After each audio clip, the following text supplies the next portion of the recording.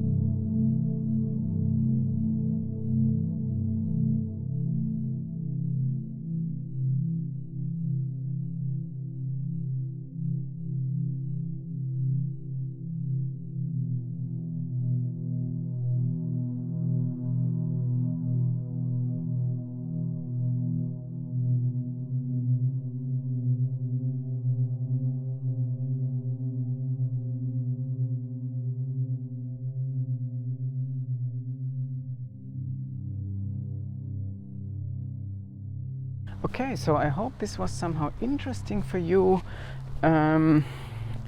Comparison between these two lenses. When I was just looking at the display of the camera, I had the impression that the Samyang is a little bit sharper, but we will see in post-production. By the way, if you're interested in a more artistic way of looking at these images again, you can also check here to this link on my video in this other 21:9 channel, where you don't have all the talking in between, so maybe this is also interesting for you. Besides that, I wish you a very nice day. See you. Bye bye.